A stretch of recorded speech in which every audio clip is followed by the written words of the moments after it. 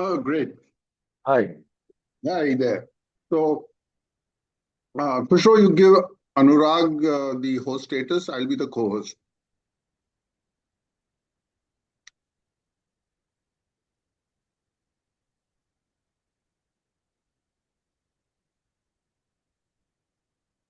Yeah, great. And Anurag the host, huh? Yeah. Yeah, great. So, where are you vacationing right now, Kushro? You're on mute. Yeah, I'm listening very much. Can you hear me? Yeah. We can hear you. So, where are you vacationing right now? Oh, I am not vacationing. I'm actually on a speaking assignment in Philippines. Well, okay. Yeah, in the south part of Philippines, which is Cagayan de Oro. All right. That's an So interesting job you have. yeah, that Constantly. So what are you speaking on? primarily inspiration to sort of look at the Amway business seriously, and then planning for the next year in terms of performance and what to expect as a reward. You said Amway. I'm an Amway distributor, Okay. Kushro and brought Amway to India, right? sorry. You brought Amway to India. No, I was one of the many who came first. That's all. I didn't bring Amway to India. So Amway decides on which country to open in, and then they announce about a year or so in advance that we're planning to do this. Whoever wants to start off there can come. So I Okay. was one of the, I probably many who came, thousands probably came from abroad, but most of them went back. I stayed.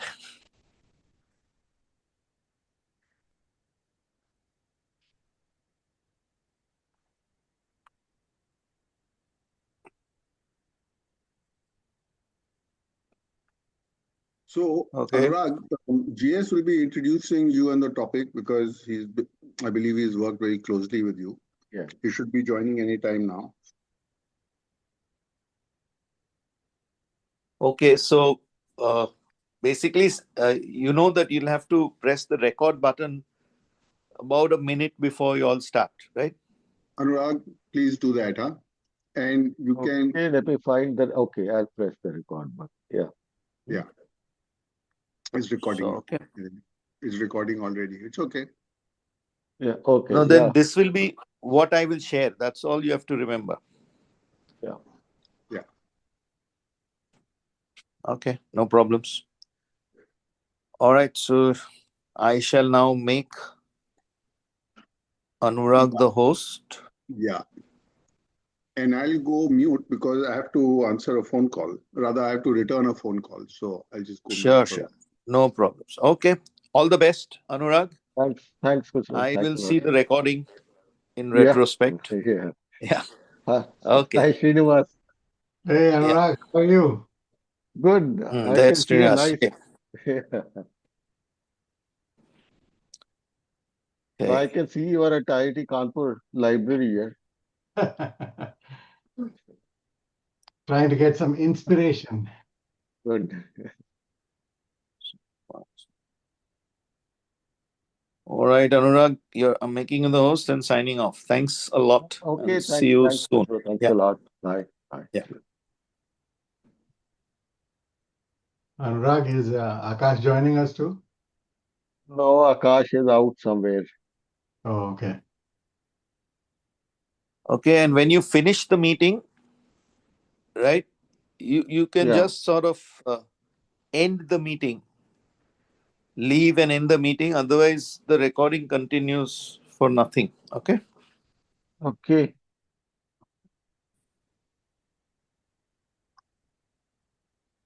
But it's not recording. Yeah, you have to It is. press record just before you start the meeting. Yeah, when I press the record, it says your media recording device No, HP transmission is not set up correctly or already used by other apps. no, can you not see record to the cloud? No.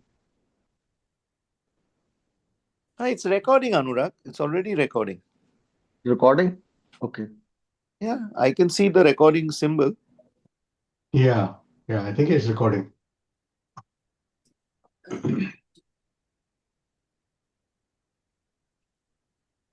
As I said, the only thing is that all this talk will be recorded and broadcast later.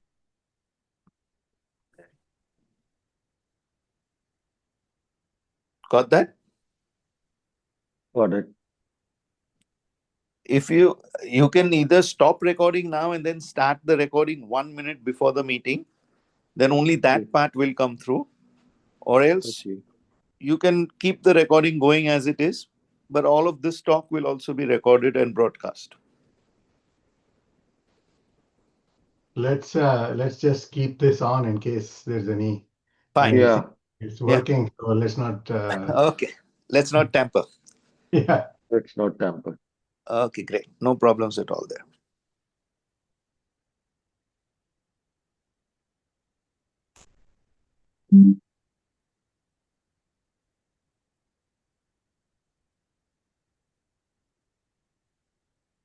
It's still quite early. I think another 9 minutes or so before it starts. 10 So, minutes. yeah. Try again. Ask him to close it.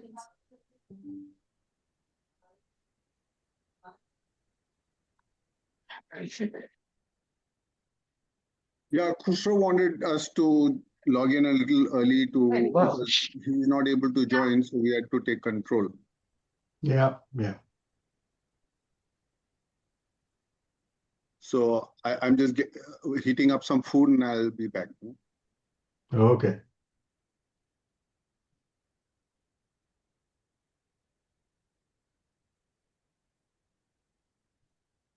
Anurag, do you have any pictures of your shop, the workshop?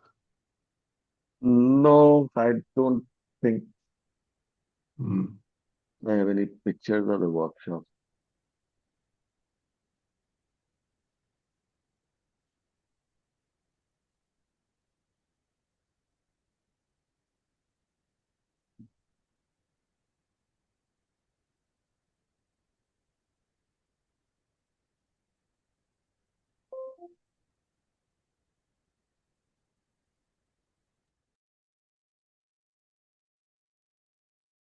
I don't know whether it's recording or not here. At least my screen Hey, hi, says that. Anurag. Hi, Ram. Oh, wow. Hey, how are you? Does it say that it's recording? Yeah. Yeah, then maybe it's recording. Hey, Wow. Ram, how are you? You lost a Yeah, I lot see of weight. Saurabh. Sorry? You've lost a lot of weight. Yeah, I have. I have lost a lot of weight. I was in ICU for 5 days. Oh, wow. Yeah, I had acute bronchitis and I couldn't breathe. So I came out, I think I lost about 7 or 8 kilos. So I look like a skeleton now, actually. What about BK? Is BK joining? I said it to him, and then he said he's joining. That's what he told me. So because I sent him a link this morning again, and he sent me a thank you note. So I suppose he'll be joining.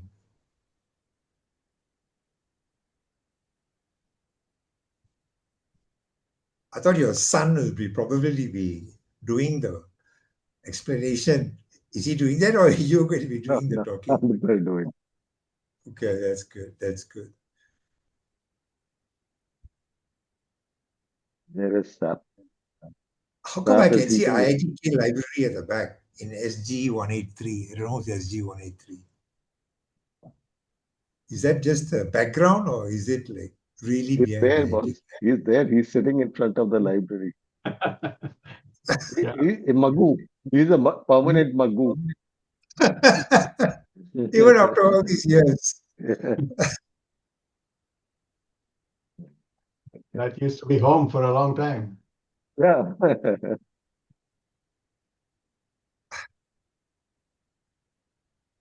How do you get that image of the library at the back? You Is it can, just you can choose the background. You can choose whatever background you want. okay? So you have chosen the library, huh? Yeah. I thought it would be appropriate for today. Yeah, sure is. Anurag, is cold out there, huh? No, not. Evenings become slightly cold there. Daytime it's pretty warm. Out here it's like it's really warm. It's hardly rained for last few days. Because I see you're wearing your, what do you call that? Nehru That jacket. jacket. Yeah. What Slightly does You it call in Hindi? How do you call it in Hindi? That thing Nehru that you're wearing? jacket, yeah. Nehru Huh? jacket, yeah. Nehru jacket. Oh, Nehru jacket. Okay.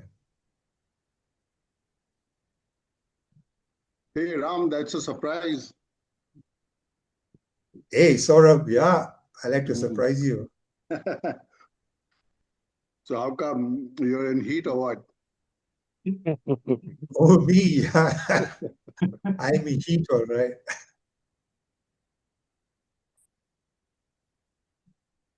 I think it's time you switch to a Modi jacket. Ah, good idea. What jacket? Modi jacket. Modi jacket. I He was think here in Malaysia just a few days ago. I Modi. think Patel is hiding behind his wife. It seems so.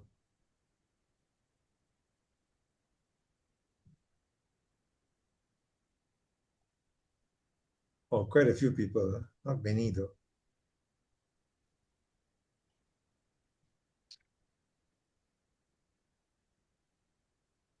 I just checked with Sinha whether he's coming, whether he's attending.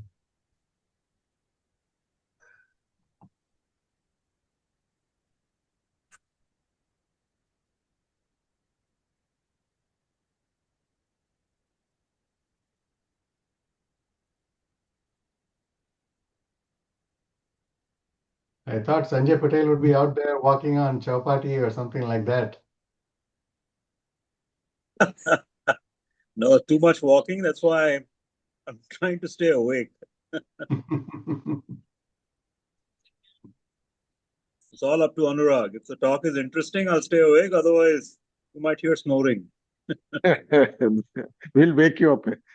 No pressure.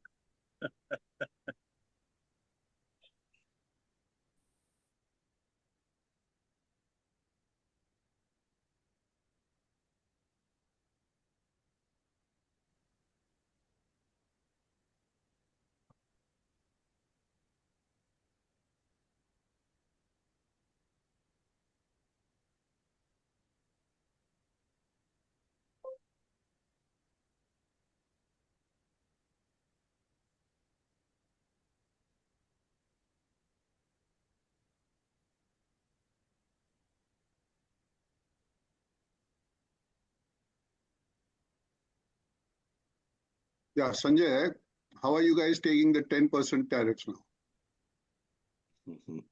And you'll need to unmute yourself if you want to answer that. How much time do you have? 5 minutes. No, We start 5 minutes after the appointed time. and I have no view on it. I'm Yeah, just 5 glad the minutes. SCOTUS.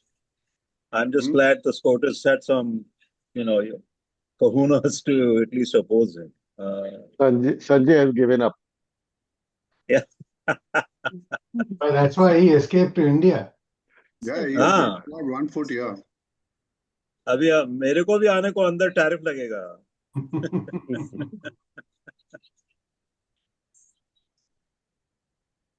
That's why you have a third option of Sweden. Unlike, हाँ.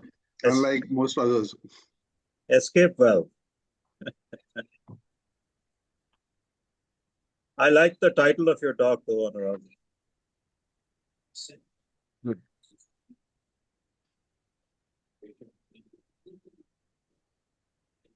तेरा low level में समझाना. ये heat बड़ा लो driven level में refrigeration. समझाने की कोशिश करूंगा. बहुत हाँ. Low level. Heat driven refrigeration ये क्या चीज होती Magic. गर्मी से सर्दी.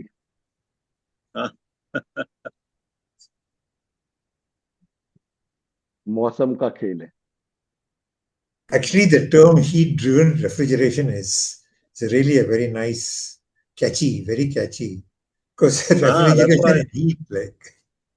That's why I said it's a nice title. I like the title of his talk. I remember there used to be a story that for admission to the MTech program, somebody was asked a question during the interview that if we have a refrigerator in a room and you leave the door open, will the room cool down? And he said yes and was rejected. I don't know whether it's a true story.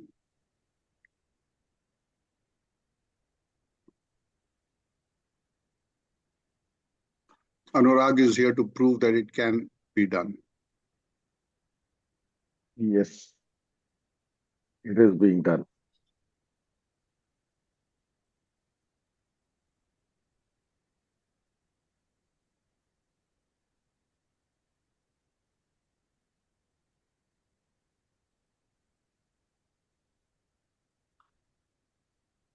Who's Kristen Lockyer?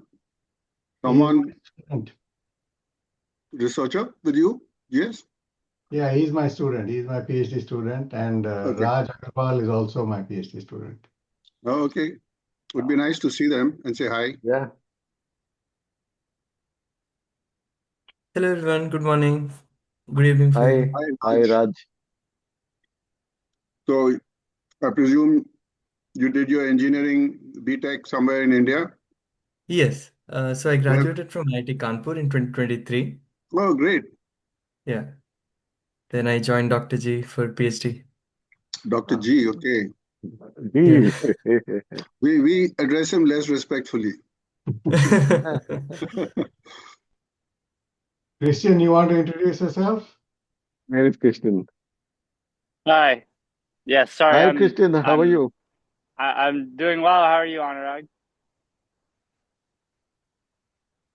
So which country are you from originally, Kristen? I'm from the US. Okay. Which state? I'm originally from Indiana. All right. So Christian has worked with Anurag on this. All on the right. technology. Yeah. Oh. And Raj, what dorm were you in? Hall 2 or Hall 3? Yeah, I was in Hall 2. Ah, Hey. good answer. True, Zindabad. Yeah, man. Do they still shout across to Hall 3, the Union Park? Yeah. Yeah, I believe it still happens. It's Good, you've kept the tradition. Huh?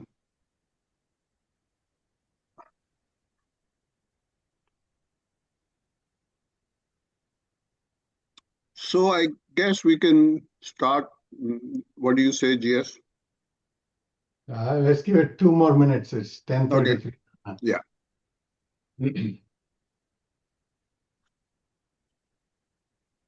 It looks like Vivek is also joining, my son. Okay.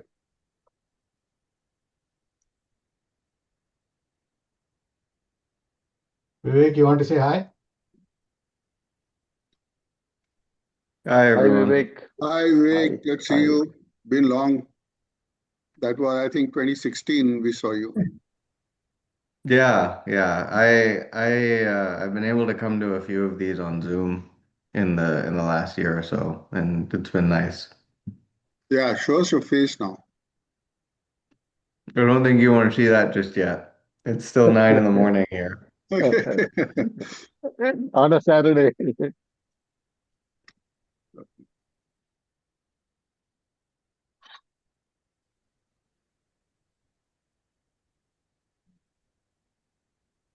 So, good evening, everybody. Dharamshil Hi, here. Dharma. Hi, Dharma. Hi there. Hi, DS. Hi, Dharam.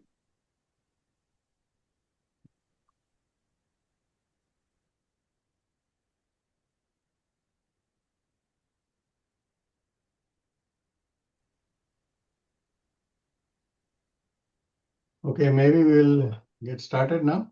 Yeah, I guess. All right. Well, I'd like to introduce our speaker today.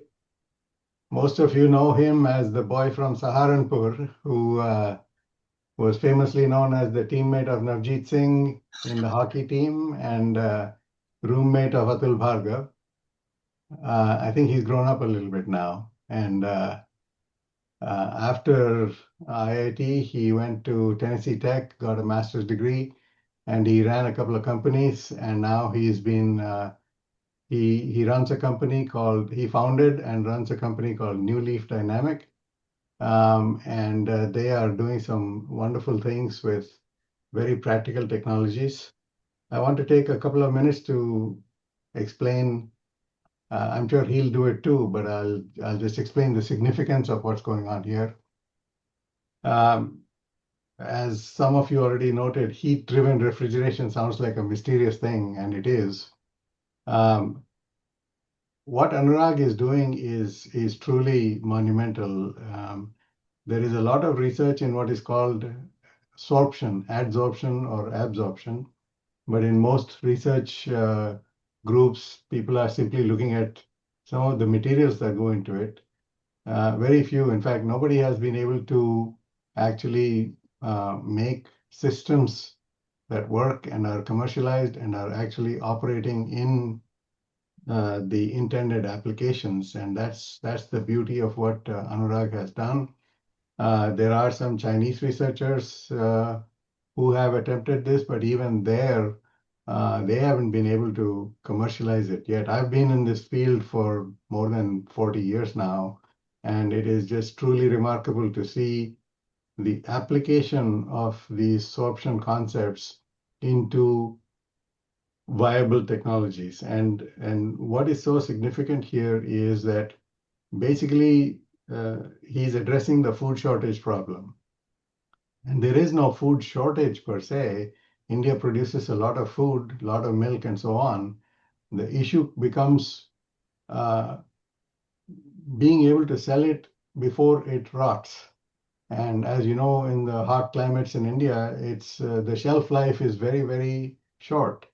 And if you can even extend the shelf life by, say, 6 hours or 8 hours, the farmer gets another day to sell the produce, vegetables, fruit, and so on. And that significantly improves the livelihoods of people across the country, addresses the cold chain, addresses the food insecurity problems. And the way he is doing it, of course, refrigeration, air conditioning, this is nothing new. We all have experienced air conditioning, but in almost all of those systems, you need electricity. And in a country like India, in some of the remote areas, there is no reliable supply of electricity. And so the conventional technologies break down when the power goes out. Even if there is reliable supply of electricity, things like compressors have a habit of breaking down, and then you're again at a loss as to what to do. So this technology that he has developed and he will describe is something that uses local biomass like twigs and agricultural waste like coconut fiber and cow dung and stuff like that, locally sourced materials with zero carbon footprint. And he uses that as the driving force to create refrigeration and air conditioning. Now, imagine what happens in an air conditioner. The air conditioner sitting outside your home and your fridge, it's actually taking electricity and producing cooling. Well, that electricity had to be produced somewhere, and there was a power plant that converted thermal energy to electrical energy.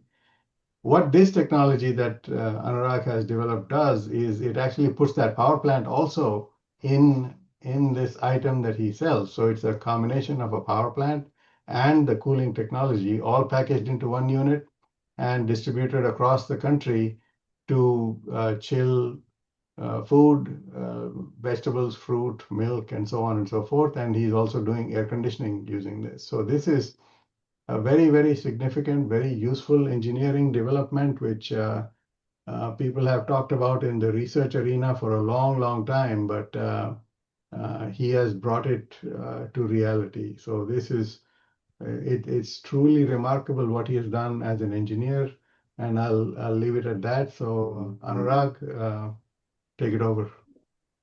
Yeah, thanks, Srinivas. Thanks a lot. So uh, let me start off by explaining, how is cooling produced. So I would say almost 99% of cooling is produced by evaporation. So when a liquid changes phase from liquid to vapor, it produces cooling equivalent to the latent heat of that liquid. So, typically you have a closed loop air conditioning unit. So you have closed loop cooling systems and you have open loop cooling systems. So a closed loop system is typically the air conditioner at your home. So it evaporates, cools, you have condensation, you compress and then evaporate again. So it's a closed cycle. If you have a desert cooler at home, you feed in water, it evaporates and it produces cooling. So you have both closed loop and open loop, and any kind of air conditioner or refrigeration unit works on this principle. So if you look at the liquid that is condensing and evaporating, water is the most efficient refrigerant. So it can produce the highest amount of cooling. So about 2300 kilojoules per kg. Ammonia is another very efficient refrigeration that produces about half of that of water. And then what we use in our homes, uh, one of the refrigerants is R134A. That is only 1/10 as efficient as water.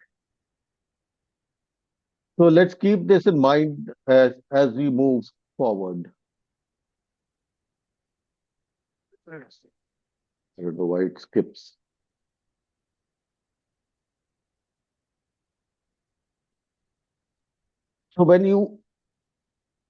So at our company, we have developed two kinds of cooling systems.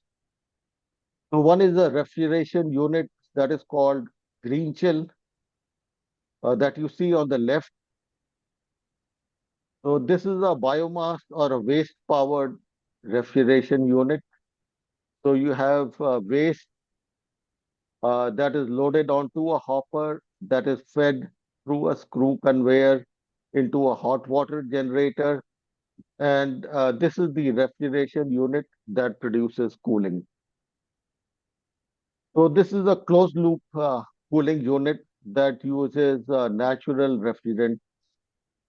So apart from you know burning coal, the second source of pollution is leakage of refrigerants. So when you have the refrigerants that you use normally in your refrigerators at home or your air conditioners at home, they contribute a lot to global warming. So both the energy source and the refrigerant that we use in this unit are environmentally sustainable. So the refrigerant has a zero global warming potential. And the fuel that is used is renewable energy. So any kind of biomass source is renewable energy. So the second kind of cooling units that we have are the air conditioning units. These are open loop units where water is the refrigerant. And these units use hot water at about 80 degrees centigrade to produce. So you can keep your facility at about 22 degrees centigrade using hot water and hot water at 80 degrees centigrade can very easily be produced from solar heat. So both these technologies are heat activated. So the green chill part of it was developed. Took us about 10 years to develop, and this has been in the market for the last 5 years. For the air conditioning part, uh, we have shipped out the first 2 units. More units are being shipped out. So this is still in the piloting phase and getting ready for launch.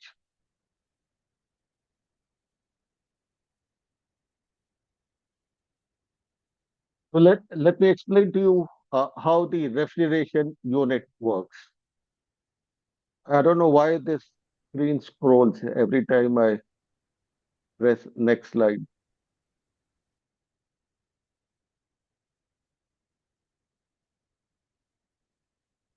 So if you look at the refrigeration unit green chill, it's an independent unit. It doesn't need a power station behind it.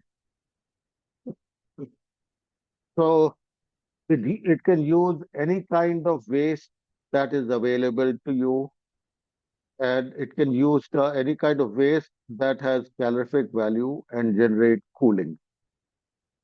And it can produce cooling to minus 15 degrees centigrade. So typically, apart from cooling, we also manufacture ice. So we manufacture ice blocks and ice flakes for preserving fish in coastal area using this.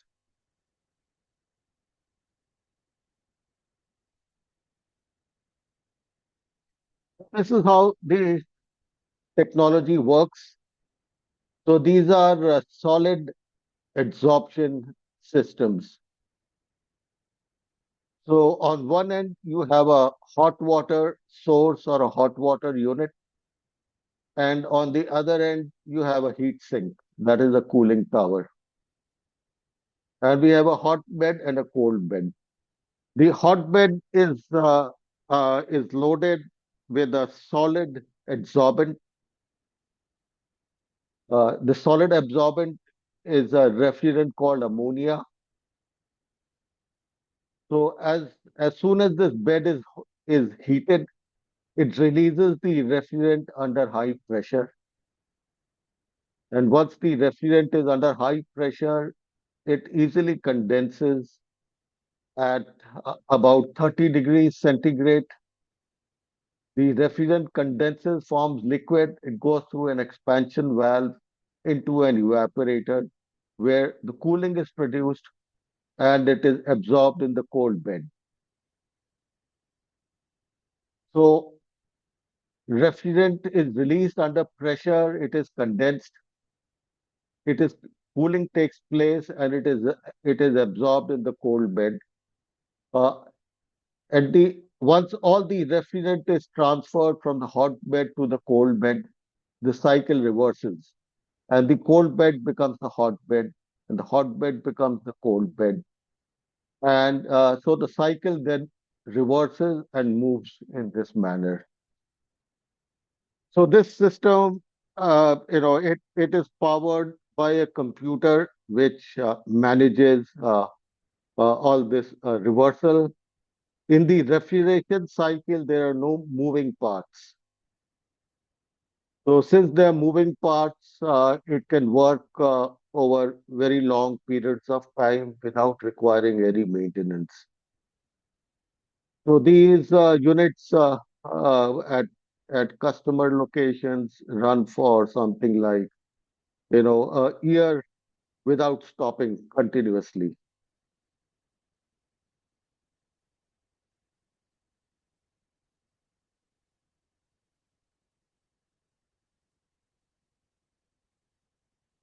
Oh yeah, I don't know why this scrolls. This is a little bit of science behind what is happening. So our solid absorbent is calcium chloride. And calcium chloride absorbs ammonia. So this is a physical absorption of ammonia. So each molecule of calcium chloride can absorb 8 molecules of ammonia. And so when it absorbs or desorbs ammonia, it requires a certain amount of heat. So it requires 41 kilojoules per mole of ammonia that is absorbed. So it so to release this ammonia, it requires 41 kilojoules per mole of ammonia. So when you have this calcium chloride and ammonia mixture, you heat it. The calcium chloride forms calcium chloride dot 2 ammonia, and 6 molecules of ammonia are now released. So these 6 molecules of ammonia are condensed, they are evaporated, and on the other side, where you have the cold bed, these are absorbed again to form so CaCl2.2NH3 plus 6 molecules of ammonia form back CaCl2.8NH3, and the heat it took up is released again. So this cycle is repeated continuously. So when you look at ammonia, the latent heat of ammonia is about 1300, 1400 kilojoules per kg. And Anurag, if it, how do you manage questions? I have some very naive questions. Do you want me to yeah, wait sure. till the end, No, talk. Yeah, or ask me now.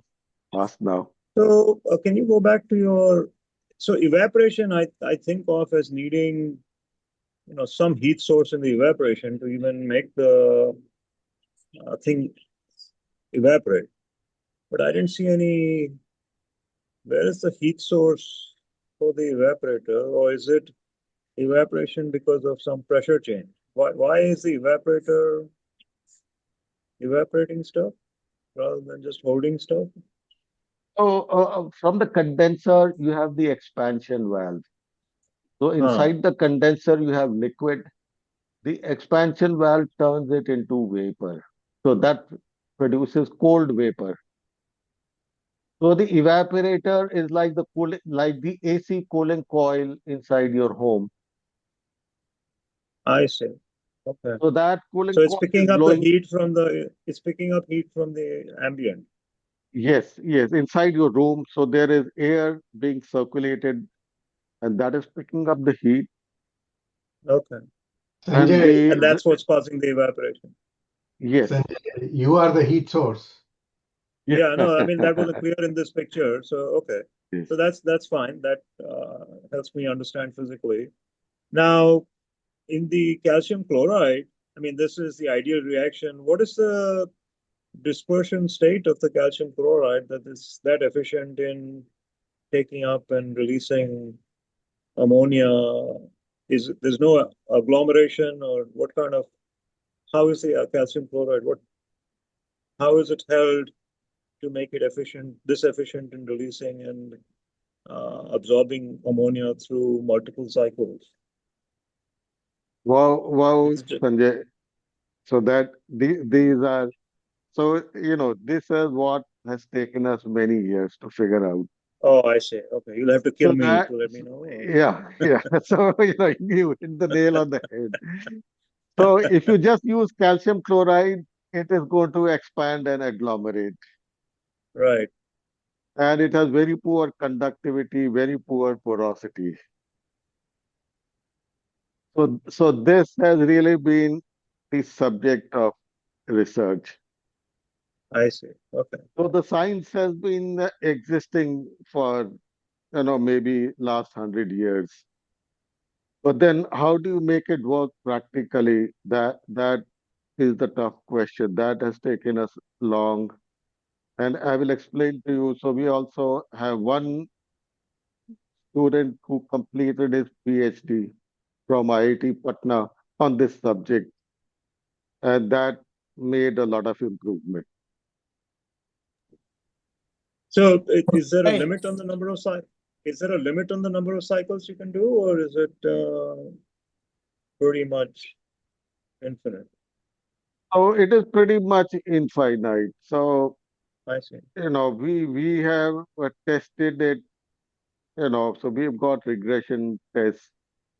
And after the initial degradation, agglomeration for the first Yeah, 50, 60 cycles, then it steadies up.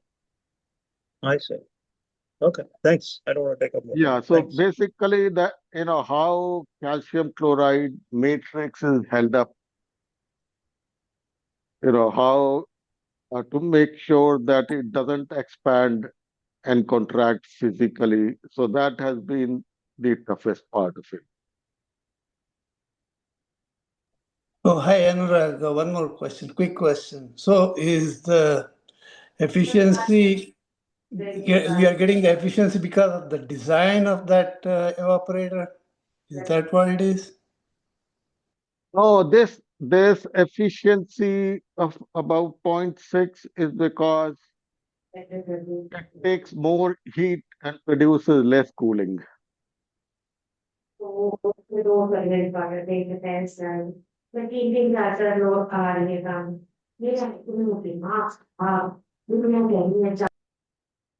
One ton of cooling is about 12,600 kilojoules. That's about 9 kilogram of ammonia. To release 9 kilograms of ammonia, you need 22,000 kilojoules. Okay. So that is what, so that is where we have a coefficient of performance, coefficient of thermal performance as 0.56 theoretical.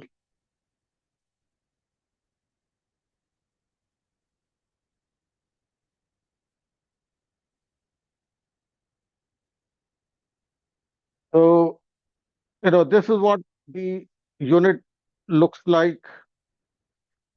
Over a period of time, it has become very compact. We had an industrial designer about 2 years back who made all this, who beautified everything and made it very compact.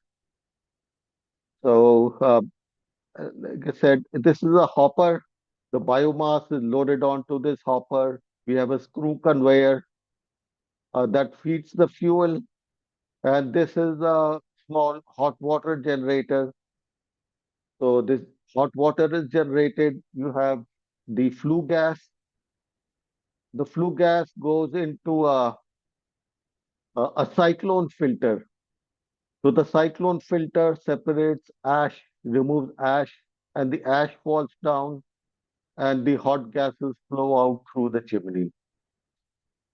So the tough part here is that we can only use techniques that use very, very little electricity.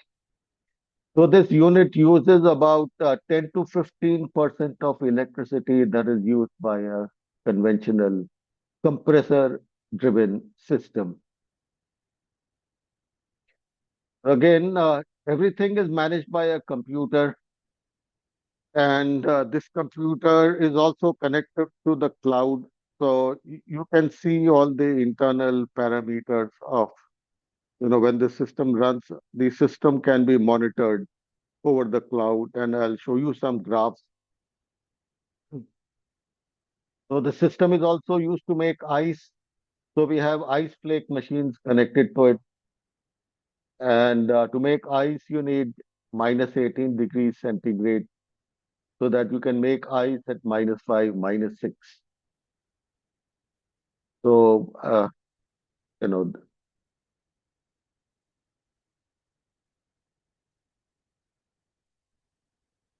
so, so the energy source, so the energy source is basically hot Sorry, water or steam. one more question. So somehow I had the impression that you were operating off grid on this. Now I'm hearing that you require some electricity. I was imagining you had solar cells or something that you were Yeah, so harvesting. a lot of sites have these solar cells. Many of them, they get electricity for a couple of hours a day, so they have battery backups. That's not. So they have the home inverters, and those home inverters are enough to run these units. Okay. Thanks.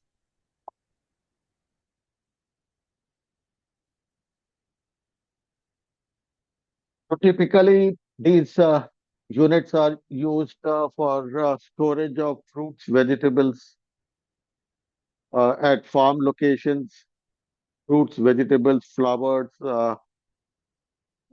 They're used for chilling milk. So milk has to be chilled to 4 degrees centigrade within 4 hours of milking the cow. Otherwise, the bacteria sets in. So if you chill the milk quickly, then the life of the milk, can be 15 days. So these milk chilling units are used at village milk collection and chilling centers. They're used at factory level milk chilling centers. They're used for ripening. So typically, fruits like bananas, mangoes, papaya, they have to be ripened. So they are harvested, they're brought to cities, and inside the cities, close to the cities, they are ripened. So typically, ethylene is used for ripening. So as soon as these kinds of fruit they smell ethylene, they start to ripen. So it's a natural phenomena. As soon as the fruit smells ethylene, it knows that it has to ripen, and it starts converting its carbohydrate to sugars. So ripening bananas is a 3 to 4 day cycle. Ripening mangoes is a 3 to 4 day cycle. So, to ripen bananas, you first have to cool them down to about 20 degrees centigrade. Then leave them in uh, in in a room that is filled with ethylene, and then remove the ethylene, and within 2 days the bananas or mangoes or uh, papaya will ripen. So these units are used to redden tomatoes. So when you go to markets in India, you see, very red and very firm tomatoes. So these tomatoes have been reddened artificially, so they remain firm for a very long period of time, and the vegetable vendor, has a longer shelf life. So again, to preserve food, you can use it for ice making. We also have ice cream machines. So, we haven't been able to sell ice cream machines, but we can make, so we have demonstrations for ice cream making. So inside villages where you have shortage of electricity, we can make ice creams using green shell units. So at industrial scale, for process cooling, this can chill brine or chill glycol, and it can be used for all kinds of industrial processes. So inside the industry, you need a lot of refrigeration, a lot of cooling, and the industry produces a lot of waste. So the industry saves a lot of money by using, they don't have to dispose of that waste. Instead, use it to meet their cooling needs. So we manufacture two capacities, 4-ton refrigeration and 20-ton refrigeration.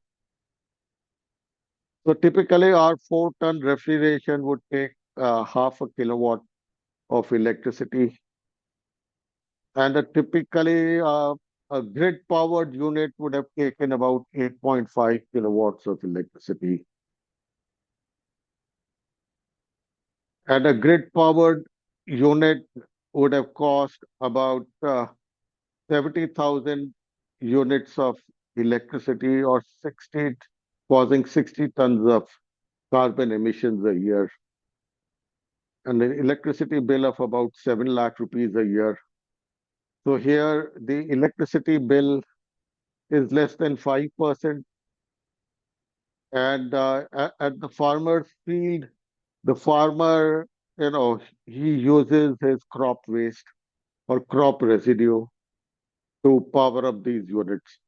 So the running cost is very low. He can preserve his fruits and vegetables and take them to the market, whenever he finds that the pricing is appropriate.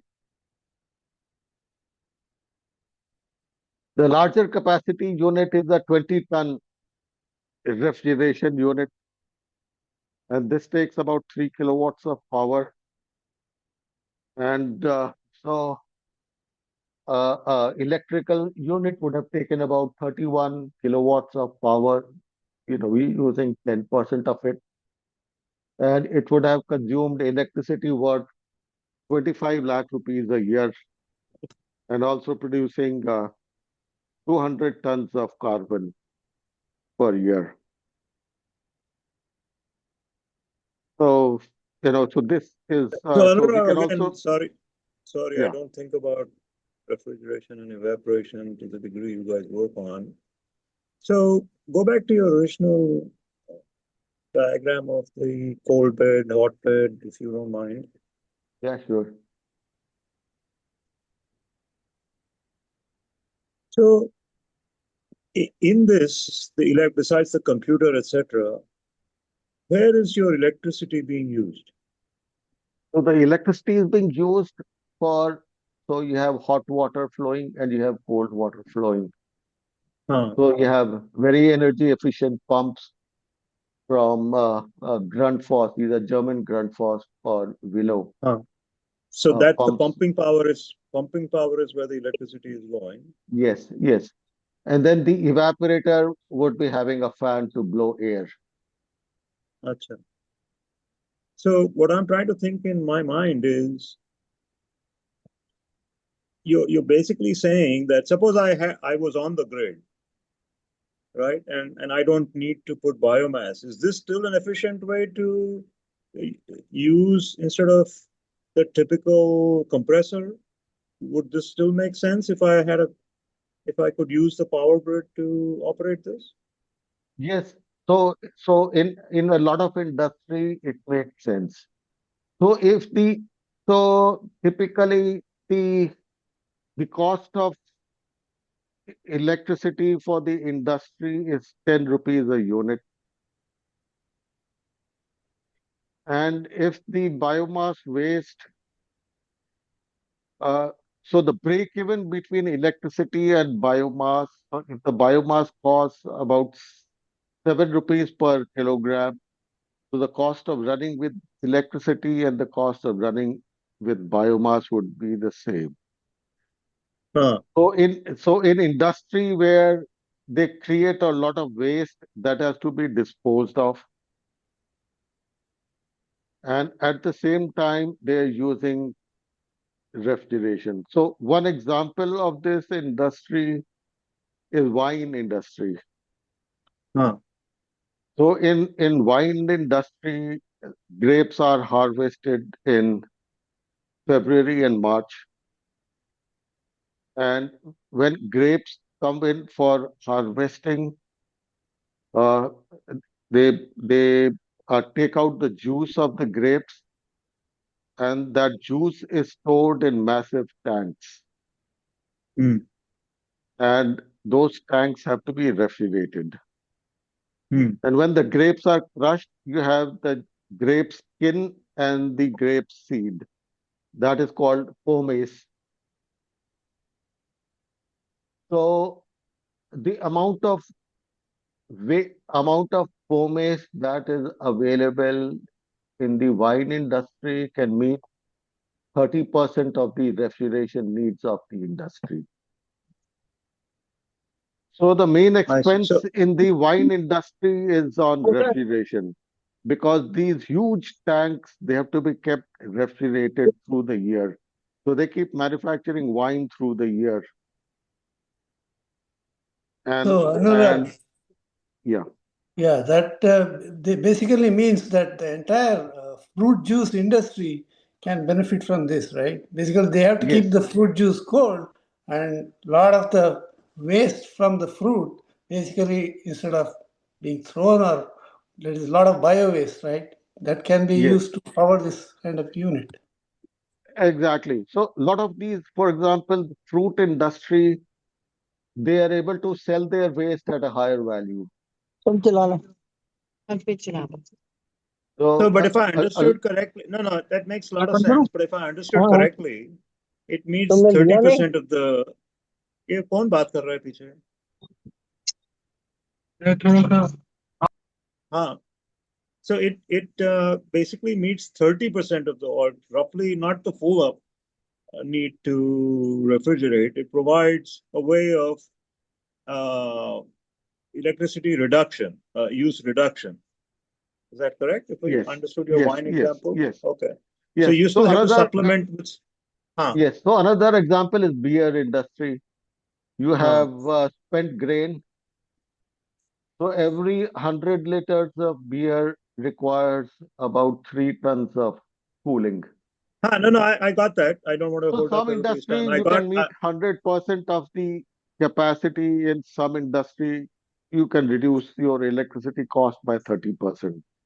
Achha, my question was slightly different. That suppose I take out the aspect of reducing the energy. Suppose I just attached it to grid power instead of a compressor, because I have no mechanical parts essentially in this cold bed hot cycle, cold bed hot bed system. Is this still a sensible way to operate my refrigeration, or putting aside the energy saving that we just discussed? Oh, then it is not efficient because The COP you is have too to. low. Yeah, COP is too low. Okay, that was my question. Okay. Yeah. So Yeah. basically, the markets. So if you look at farmer producer organizations, we provide a very good return on investment. So we are able to sell easily. As far as the industry is concerned, it is application specific. Got it. So Thank in you. some industry, we are able to provide very quick ROI. In other industries, the ROI goes into 4 or 5 years. So Yeah. we are unable to sell in that industry. No, makes sense. Thank you. Yeah, nowadays biomass power plants, small power plants, 6 megawatt, 10 megawatt power plants, they are also becoming very popular. So biomass is now becoming very expensive. Yes. Biomass waste. I did 2 So power plants 15 years ago. okay. And it was using rice husk actually. So it's not easy to source it now. Yeah. Biomass has become very expensive. So the problem with biomass is that at at the location where you have the biomass on the farmer's field, the cost and the value is very low. The problem is that it is very expensive to transport it because the density is very low. So the transportation costs are tremendous. So if it is sold at 70 paisa per kilogram, so the farmer sells it at 70 paisa per kilogram. Once it is transported to a processing site, the cost rises to 4 rupees a kilo because labor is required to load it, transport it, unload it. Maybe I'll suggest that these sort of big picture questions can be postponed till the end of the talk. Unless you have some clarification questions, let's have him proceed with his talk. Yeah. So some interesting applications. So in a lot of industrial processes, you have crude wax from extraction processes. So these crude waxes have very good calorific value, and so they can meet cooling needs of process industry or agro industry. We talked about grape pomace, bagasse from sugar mills. So sugar mills also need a lot of cooling because forming those crystals of sugar requires cold air. So sugar mills need a huge amount of cooling.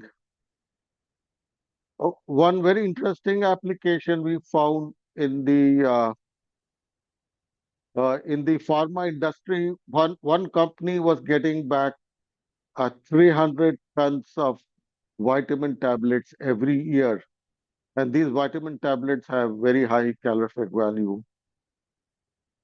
So we're trying to convince them to use these vitamin tablets and provide refrigeration to a couple of their wholesale storage places.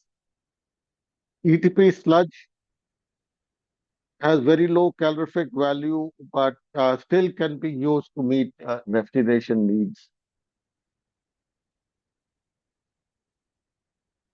So, this figure shows our IoT.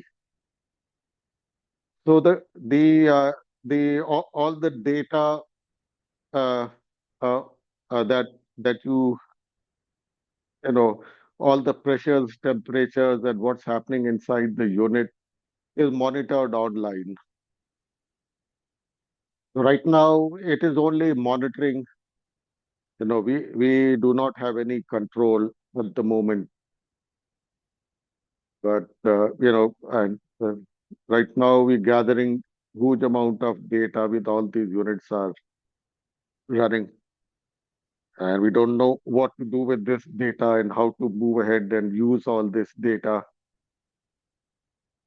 to provide more efficient, better control. So that's a huge hell of a challenge now to manage all this. So when we had a few units running, these could be monitored easily, and it was very useful. Now with all the units running, we haven't gone to the next level to do the analysis part of it.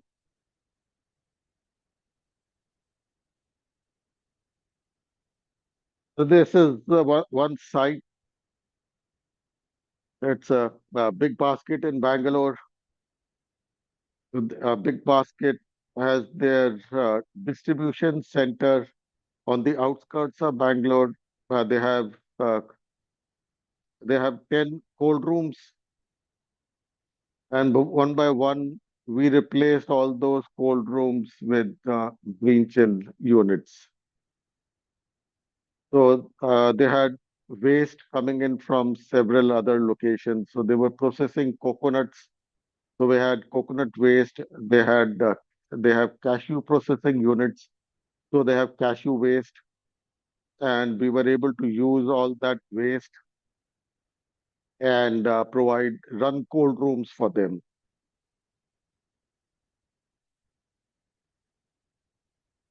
So this is at an expo. So we have a green chill unit, and this is a flake ice machine demonstrating how green chill can make flake ice to store.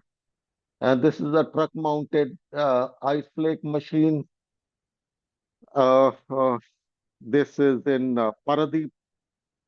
This is the Paradeep fishing port where we have this truck mounted flake ice machine making flake ice and providing it to the fisheries, to the fishermen on this at the Paradeep fishing port.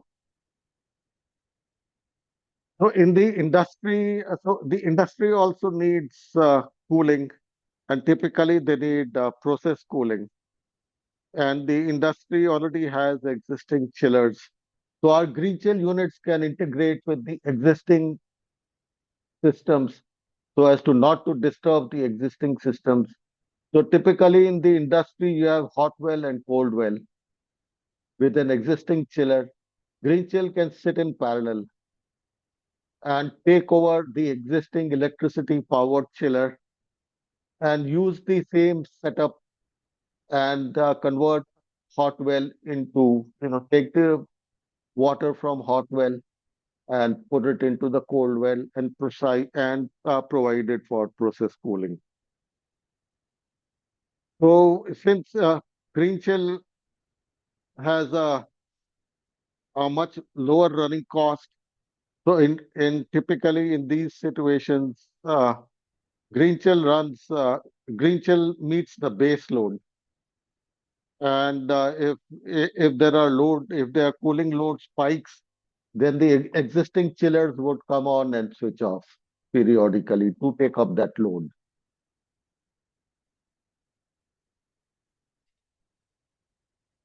So a little bit about the, the history. So basically, this was interesting. So we made some tabletop models in about 10 years back, and we were able to convince ourselves.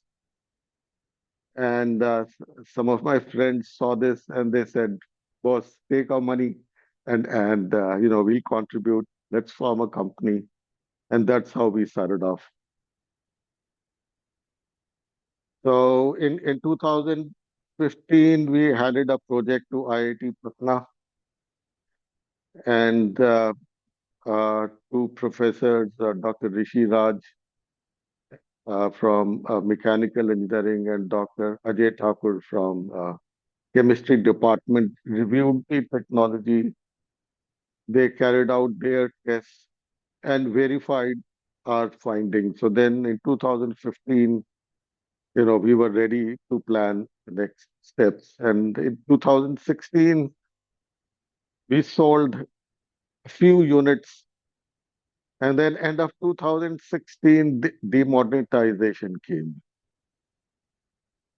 And then once the demonetization came, the market was gone. So then the market froze for a year and a half. Everything was gone because all these were financed by the banks. Farmers had to buy it, banks had to finance it, and farmers didn't have money. The banks were not open. The banks were busy, during demonetization and after that, and so we lost. So just before demonetization, we had a sales team. We were making cold calls to farmers. We had people in the field. And then November 8th, everything was gone. And all our money also, all the money that we had was also gone. So again, by the time we caught up, you know, 2 years later, the orders started coming in, and then came the pandemic. And then, another year and a half of freeze. Again, all the money gone. So this time, Social Alpha and Tata Trust, they provided us funds. They took equity in the company and they provided funds. So then we survived that pandemic period with funds given to us by Tata Trust.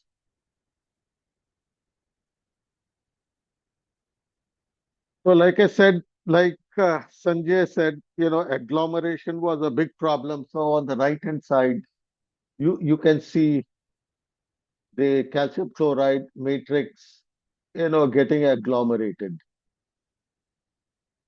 So the calcium chloride expands and contracts, physically when it absorbs ammonia, the calcium chloride, matrix doubles in size, doubles in volume, and then contracts. It expands and contracts, and anything that you hold it becomes loose, and you lose performance and called agglomeration.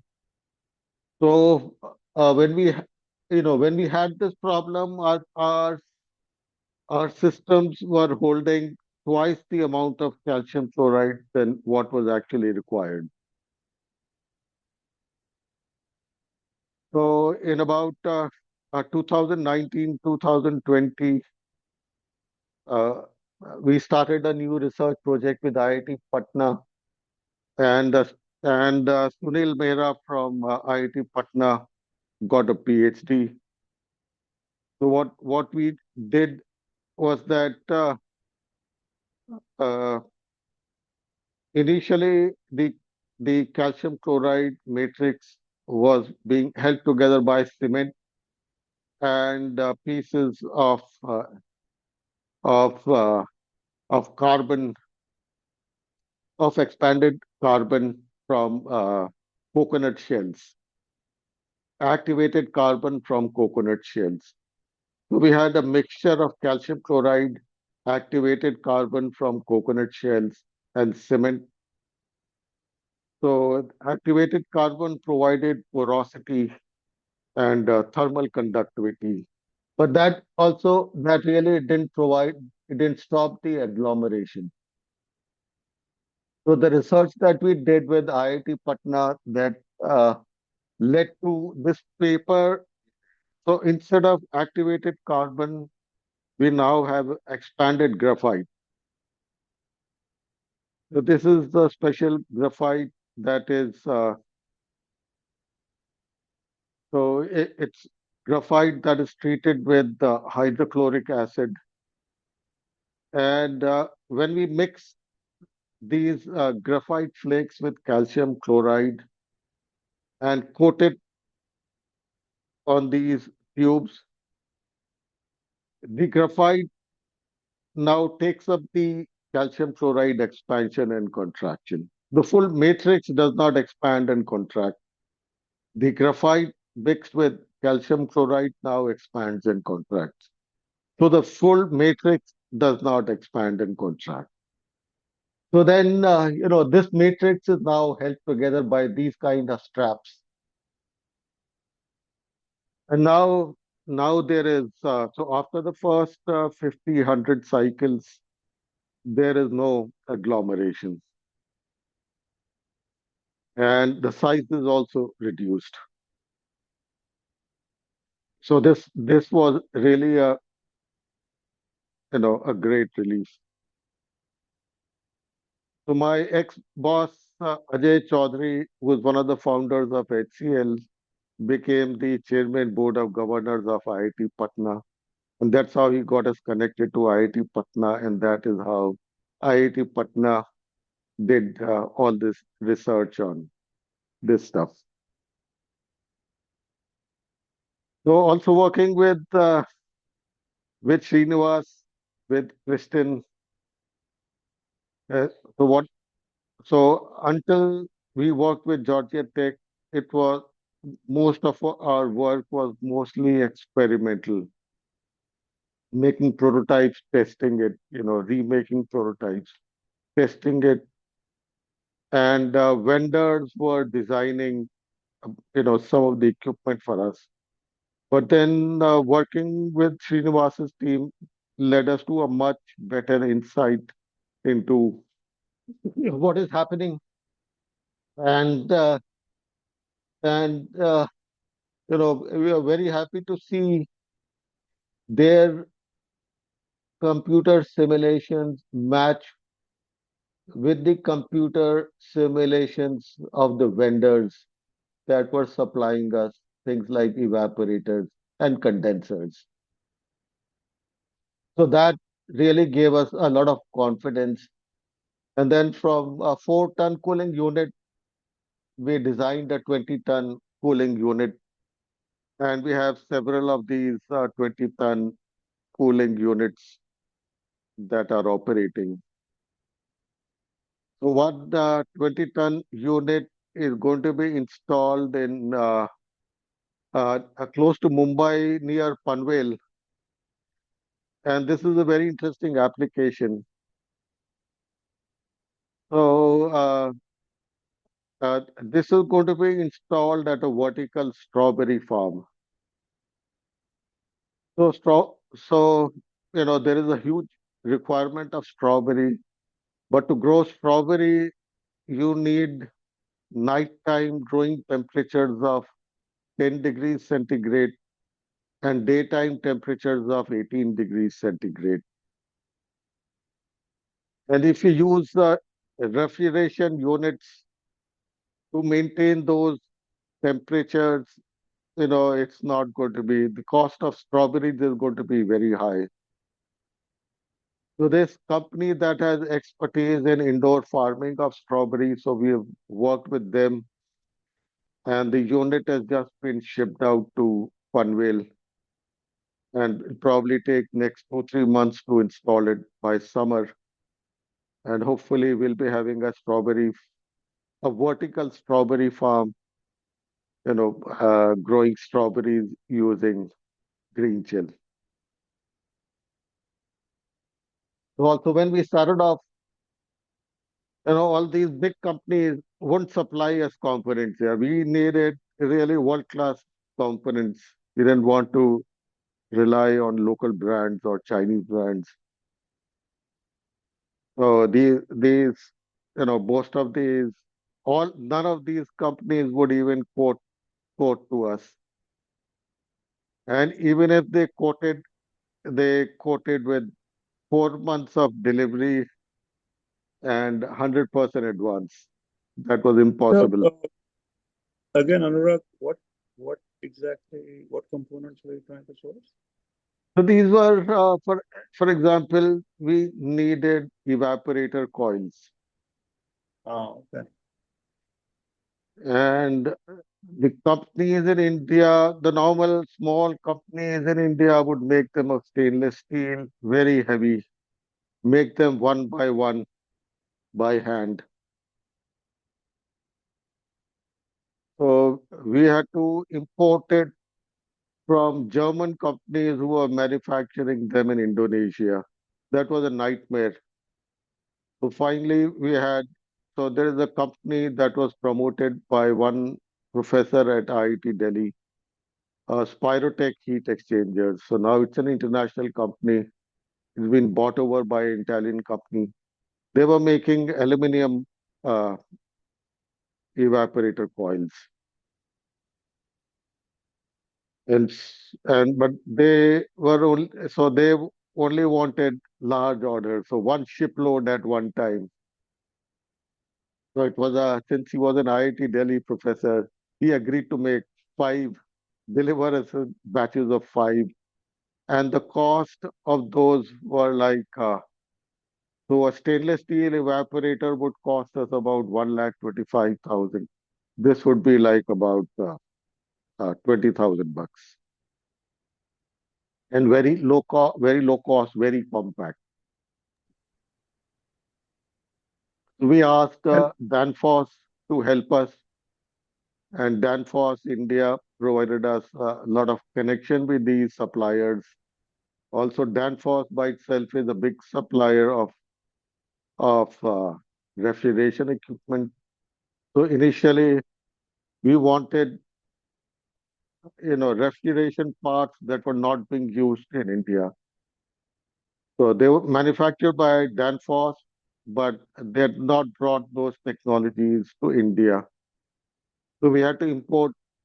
So we had to find distributors in places like Spain and import it from Spain. And finally, when we imported those technologies, components, used them in India, we showed it to Danfoss.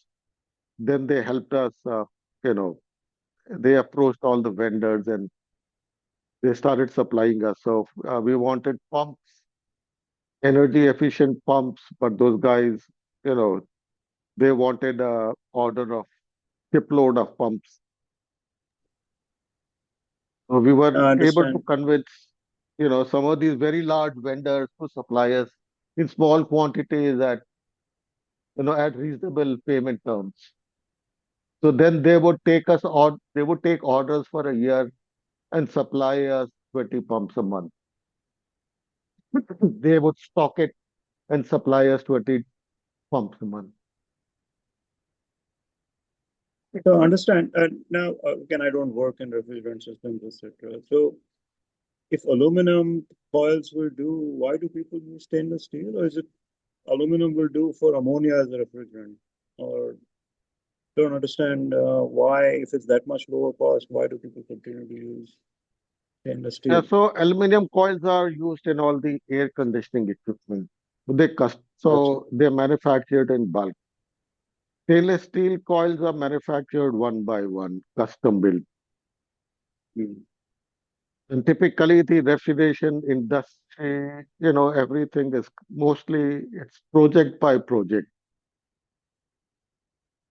But whereas, we have a standard product and we wanted them in bulk. We wanted compact units in bulk. No, I understand now. Thank you. Yeah, so we won, the company has won many awards internationally. So in 2020, we won this RAC Cooling Industry Awards in London for the refrigeration innovation of the year. We won awards from ASME. We won awards from Engineers Without Borders you know, with many international institutions taking place. So we won an international award where the challenge was to create ice at 2 cents per pound and supply and make them feasible to supply them in Africa, where road conditions are very poor. So should be able to supply them in a certain size of a truck.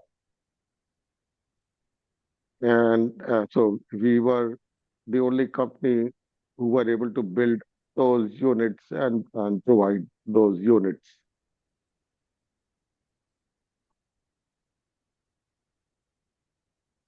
So let me quickly talk about air conditioning. It's already 10 o'clock. So let me do this very quickly. So like I said, the air conditioning part uses open loop. So you have hot water, so you have solar heat that heats water, and hot water is converted into chemical energy, which is stored in typically a plastic tank like a syntax tank. And the stored energy can then provide air conditioning for 24 hours a day. So we take heat, convert it into chemical energy, store it. So air conditioning is required continuously, but heat source may not be available continuously. So the heat is converted to chemical energy stored and provides cold air. So this is a new unit. Like I said, uh, 2 units were supplied to L&T. One unit is supplied to the National Center of Cold Chain Development in Gurgaon. So 3 units have been manufactured and supplied. More units are being built. So the working principle is very simple.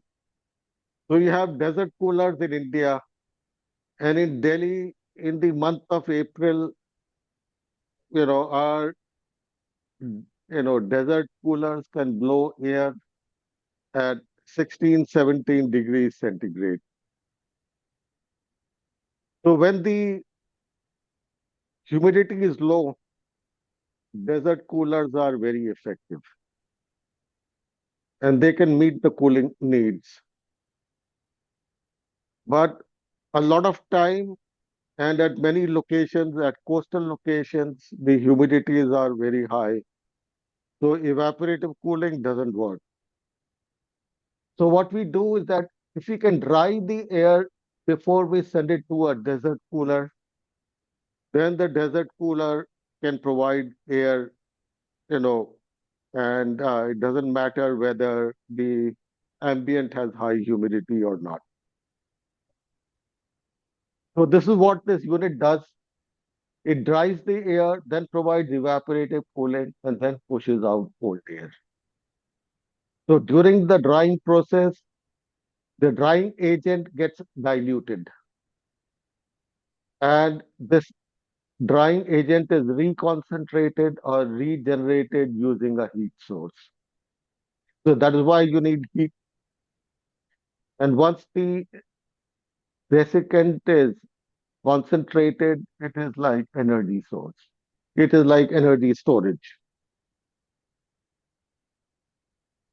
So this is how the air conditioning part of it works.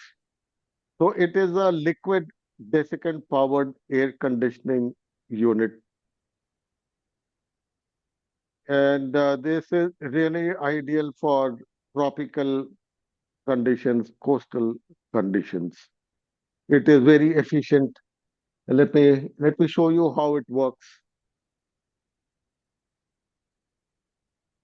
So this is the air chilling unit. The air chilling unit is either taking in fresh air or recirculating room air. So, or it could be a combination of this. So it takes in air, which let us say could be at 26 degrees centigrade and 60% humidity. It dries it. While drying, the air will get slightly heated up. The humidity will reduce to 40 to 45%. Now, once the humidity is reduced to 45%, it can blow. The wet bulb temperature now becomes 19 degrees centigrade, and it can blow air at 20 degrees centigrade. So using this air at 20 degrees centigrade, you can cool your room to 23, 24 degrees centigrade very comfortably. So during the process of drying, the drying process, when the desiccant absorbs moisture, the process is exothermic. The desiccant will get heated up. So we have a cooling tower and a heat exchanger which removes the heat from the desiccant and keep recirculating the desiccant. And as the desiccant gets diluted, there is another loop that is running. So the desiccant is getting heated either from the sun or biomass or waste heat. And this regeneration column is continuously, concentrating the desiccant.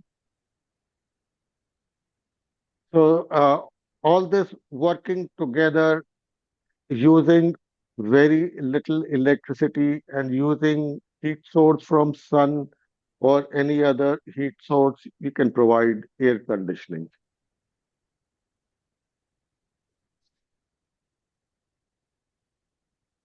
So let me give you very quickly the energy equations and what really happens. So when a desiccant, so the desiccant in this case is potassium formate. The chemical name is KCOOH, potassium formate. So potassium formate is is an organic desiccant, and it is biodegradable. It is non-corrosive, so it's very safe to use. It has no smell. So when KCOOH absorbs moisture, it produces about 5 kilojoules of heat per mole of water. So that's once it absorbs 1 kilogram of water, it will produce about 275 kilojoules of heat. Also, when you add 1 kilogram of water, 1 kilogram of water condensing, the latent heat is about 2350 kilojoules of heat. So while the desiccant is drying, it will produce 27 kilojoules per kg of water that is absorbed. That is the amount of heat that the desiccant will generate. And this heat has to be removed because if the desiccant heats up, its property of absorbing water will degrade. So that is why we have a cooling tower. and that cooling tower continuously removes this 2700 kilojoules per kg of heat. So previously, when we started development, we were using calcium chloride as a desiccant. And calcium chloride, instead of 5 kilojoules per kilogram, is giving out about 80 kilojoules per mole. And this was 10 times. And so it was very difficult to remove that heat. Now, with using this new generation of desiccant, this system works very efficiently. Also, fortunately, when this desiccant absorbs moisture and dilutes itself, we need heat to remove this moisture. So, although the latent heat of water is 2300 kilojoules per kilogram, the latent heat of this desiccant solution is half, about 1250 kilojoules per kg of water. So that means that, we require, so although the boiling point is very high, but the latent heat is quite low. And it starts it can start dehydrating itself at about 70 degrees centigrade. So water at 80 degrees centigrade is enough to dehydrate it. So when we generate cooling by evaporation, water's latent heat is about 2300 kilojoules per kg. So if we look at it all together, for 1 kilogram of water evaporating, you're generating 2300 kilojoules per kg. And removing 1 kilogram of water from this desiccant, you need half that heat.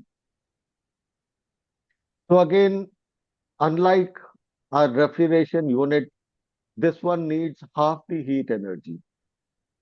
So, so this is extremely thermally, very thermally efficient process. So the water, this energy is being used by cooling tower, being removed by cooling tower. Again, this needs electricity. So it needs a very small amount of electricity to remove this heat from the cooling tower. So theoretically, this is a very efficient, intrinsically, it is a very efficient process. So basically, you're producing 2300 kilojoules per kg of cooling, and you need 1200 kilojoules per kg of heat. So your thermal coefficient of performance is 2. And you need about 10% electrical energy in the cooling tower to remove the heat. So this becomes, commercially, this solution has a lot of viability to provide return on. If we can manufacture it cheap, it can provide a return on investment of 1.5 to 2 years. Now, if you look at conventional air conditioners that you use at home, so what the air conditioner manufacturers don't tell you that cooling is actually sensible cooling plus latent heat loss. So when you see water dripping behind your air conditioner, that is loss in cooling, and that is the latent heat loss. And that latent heat loss could be 30 to 35% of the cooling generated. So, when a manufacturer says that he's giving you a 1.5 ton air conditioner, you're probably going to get. Although the air conditioner is rated at 1.5 tons, it's actually going to provide the sensible cooling is only going to be 1 ton. So if you compare these two units, so a green AC desiccant powered unit would a 15-ton cooling capacity unit would take about 4 kilowatts of electrical power, 24 kilowatts of thermal heat, and produce 57 kilowatts of cooling. And again, the same 15-ton rated air conditioning unit would take 18 kilowatts of electrical, doesn't take thermal, but it would produce only 30 kilowatts of cooling because the rest of it would be lost in terms of latent heat, water condensation. So this is what this unit looks like. So these are being made, in a fabrication shop. These are made of stainless steel right now. And we have two capacities, 4-ton refrigeration and 15-ton refrigeration. So there are other companies internationally who use the same technology. One company is Blue Mountain in Florida. So they have similar technology, but the way they use it is very different from the way we implement it.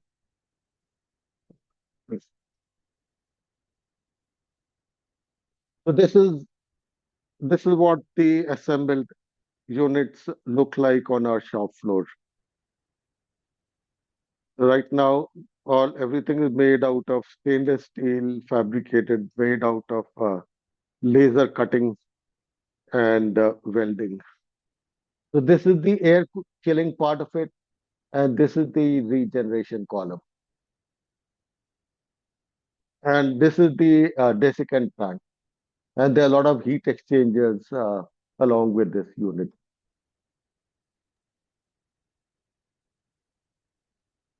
So again, this system was developed more like a hobby. So during COVID, we experimented with this, tried this technology, and then we tried to sell it to many companies, but it didn't gain traction. So we gave it to the cooling technologies lab at IIT Delhi. So we gave them the complete technology, passed it on to them, told them do whatever you want to do. But then one day, very senior team from L&T came to their lab, and they saw it and they saw how this unit was working. And then, suddenly they said, boss, this is what we want. And we were back in business. So L&T's problem was that they wanted to provide air conditioning to their construction workers, to the dormitories of their construction workers at their construction sites. Conventional air conditioning running costs were too expensive. So, the running cost of this is negligible, although the capital cost is quite high at the time. So L&T bought 2 units, and these are installed near Chennai in a place called Tiruvallur, about 60, 70 kilometers from Chennai. And this is installed at the construction site office of the Chennai Peripheral Highway Construction site. So it's a 300 square meter office. And this unit air conditions the office using all the biomass waste that is generated at the construction site. So there are a lot of people living there, laborers living there, a lot of waste is generated, packing materials. So this is a pellet burner and an oil heater. And this is the power source. This is the air chilling units.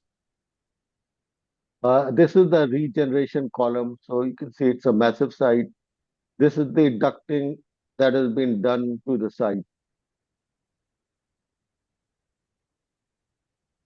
So let me skip this. So again, like in Green Shell, everything is software controlled, IoT connected. Every parameter is monitored online.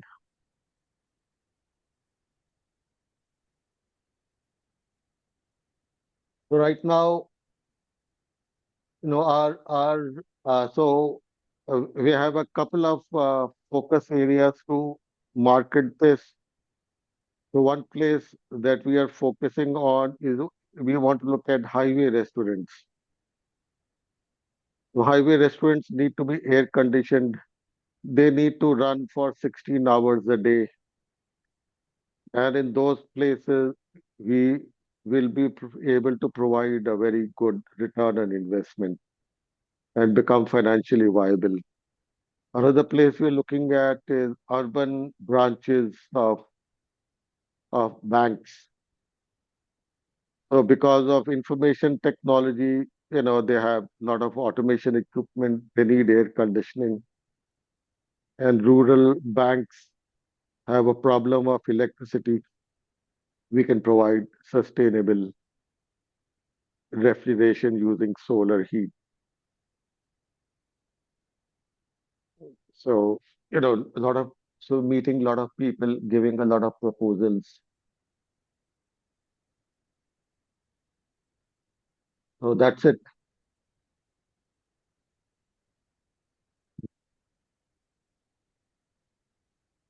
Anurag, that is really, really fantastic. I mean, a fantastic job. You've done really good. Just want to ask you one question. This green AC, was it your idea or how did it come about? It came about because customers wanted to use our green chill refrigeration units for air conditioning. They're always asking. And this green chill air conditioning unit was too expensive for air conditioning. So air conditioner costs, a lakh of rupees. This unit cost about 7-8 lakhs. So it would never be viable. So how many of these green chill units do you have out there in the market?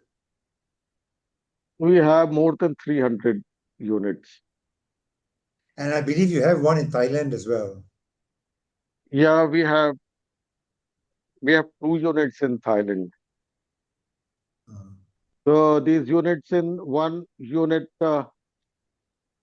is installed by a company that processes waste in Bangkok, takes it to a site, pelletizes it, and runs the cold room. And another unit is, it's purchasing pellets from the same guy, and that is making ice in a coastal area. How did you get can stop Thailand? sharing your screen, then we'll see each other better. Yeah. Ram, carry on. You were asking a further follow-up. No, I was just wondering how Anurag reached out to Thailand because I don't know what is the connection. So it'd be interesting to know. Yes. So one of our directors was the head of cooling business of Thermax, and he has so Thermax has a lot of distributors. So it was one of Thermax distributors who sells it in Thailand. So another Thermax distributor sells it in Africa. Wow. Another Thermax distributor sells it in Bangladesh. What about Africa? Africa, we have a few units that are sold in Africa. So,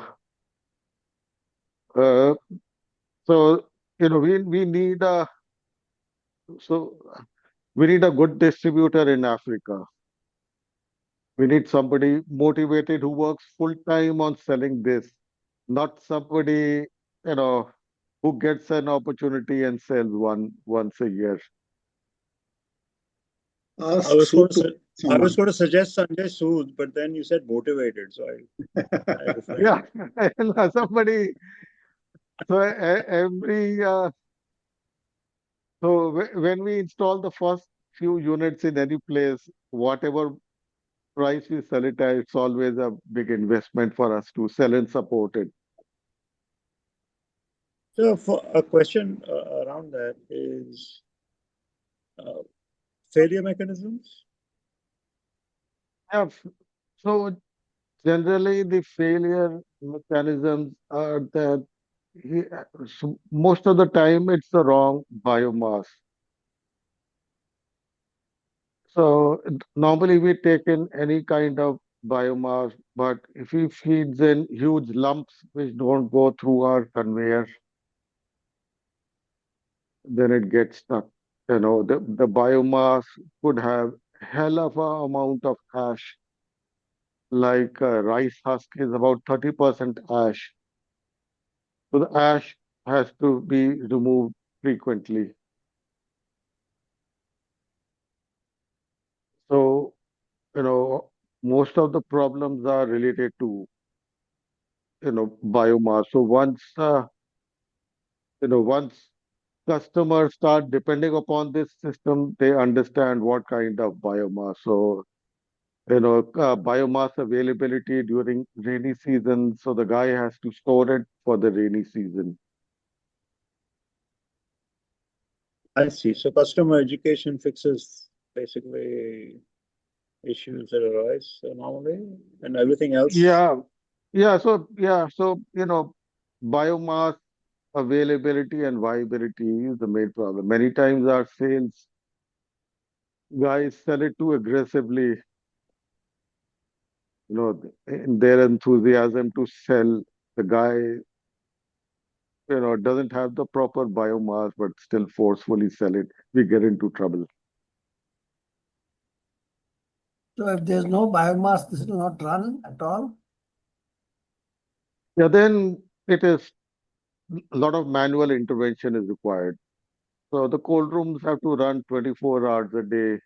You can just leave it. It will run automatically. Like an electrical unit, it will switch on and switch off automatically. As you reach the set temperature, it will switch off. If it exceeds the temperature, it will switch on. So if the biomass is not proper, the biomass gets stuck. Then the cooling is not proper. So can we use it for say, a old age home to provide differential temperatures in different rooms? So for that, we have air conditioning units. So that would be very viable. So in fact, we've just given proposals to a old age home called Muni Seva Ashram near Vadodara to air condition 2 halls, 2 physiotherapy halls for them. So that Muni Seva Ashram, it's a massive ashram. They have a 1.2 megawatt electricity connection. Almost 50% of that electricity is for air conditioning. So massive costs.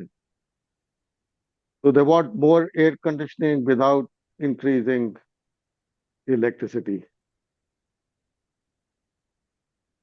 So what's the biomass? Have a look What's at the biomass they're going to use? For a 100-bedded home which I am trying to set up, so again, the issue which would be there would be that some elderly want it cool, some want it not cool or less cool.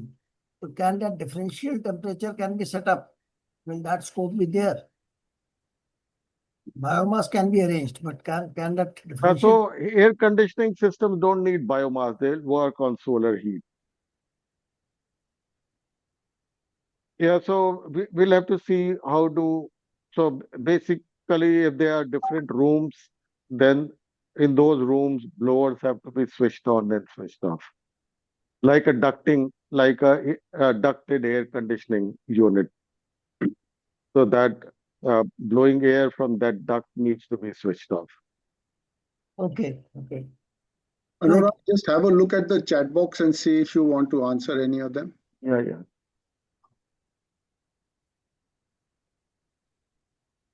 Yeah, I had a question, Anurag. Great Yeah, seminar, Murli Kollur here. You talked about 15 TR. What does the TR mean? I know you talked about tons, 1.5 15 tons. tons, No, 15 but tons 15. of refrigeration. Yeah, tons of I thought refrigeration. but I thought air condition rating is 1.5 ton, 2 ton, and all that, right? What is 15 tons? 15, so you have large air conditioners, 1,000 tons for big buildings, Commercial. central air Commercial. conditioning, Okay, got it. commercial Okay. air conditioning. Yes, yes. For house and all that is Wow. 1.5. Okay. Yes, Okay. yes, Thank you. Thank you for the education. Appreciate it. yes, Thank you. yes, yes. Hey, how do I look at the comments? There is an icon for chat at the bottom of your screen.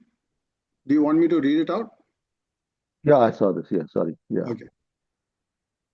I don't think there are any outstanding questions. Well, Navjeet had a question about his margins and so on. So, though he's left, I don't see any questions. he said, hopefully you're making enough margins and wondering if your sales is very long cycle and involving a lot of customization. Is there a lot So of there's no customization. The sales cycle is very long.